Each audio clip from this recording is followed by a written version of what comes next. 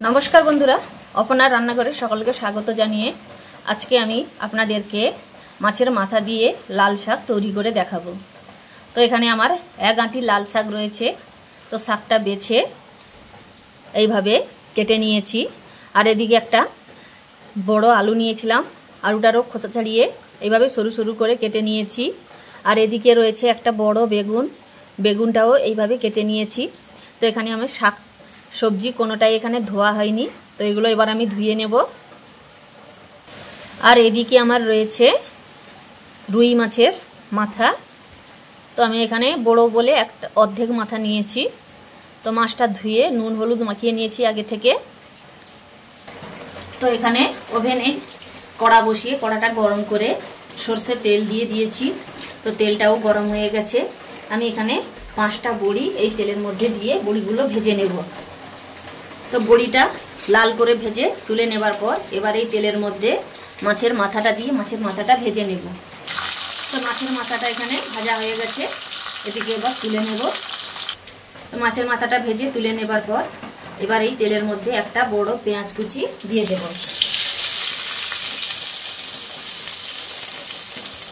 দিয়ে পেঁয়াজটা ভেজে নেব। तो पेঁয়াজটা ভেজে নেবার পর কেটে ধুয়ে রাখা শাক আলু ও বেগুন এবার এর মধ্যে দিয়ে দেব।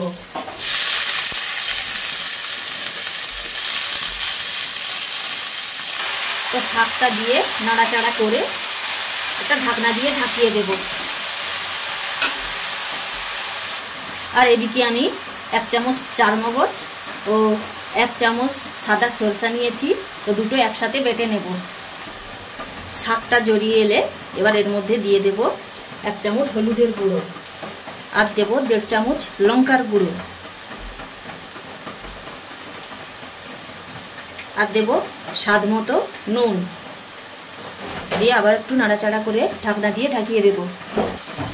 এবার এর মধ্যে ভেজে রাখা মাছের মাথাটা দিয়ে দেব। দিয়ে খুন্তি দিয়ে মাথাটা একটু ভেঙে দেব।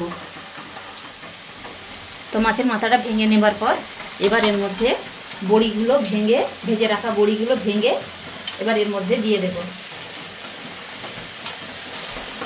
আর দেব বেটে রাখা সরষে ও চারমগজ বাটা। আপনারা এখানে সাদা সরষের সঙ্গে চারমগজের বদলে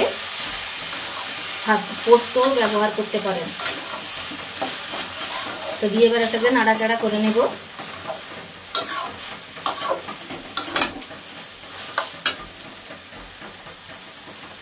এবার এর মধ্যে দিয়ে দেব খুবই অল্প জল দিয়ে নাড়াচাড়া করে আবারও ঢাকনা দিয়ে ঢাকিয়ে দেব।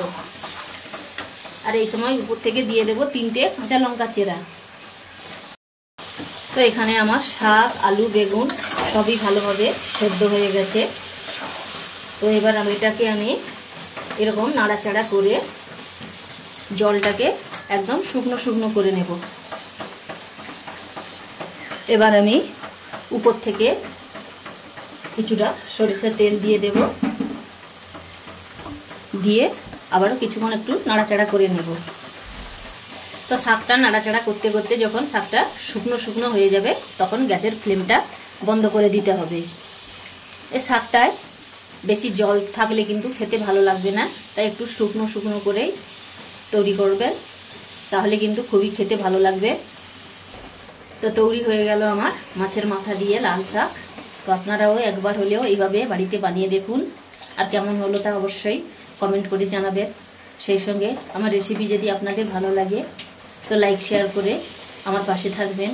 সেই সঙ্গে আমার এই চ্যানেলটিকে ফলো ও সাবস্ক্রাইব করতে একদমই ভুলবেন না। তো বন্ধুরা আজকে এই পর্যন্ত, পরের দিন আবার নতুন কোনো রেসিপি নিয়ে চলে আসবো।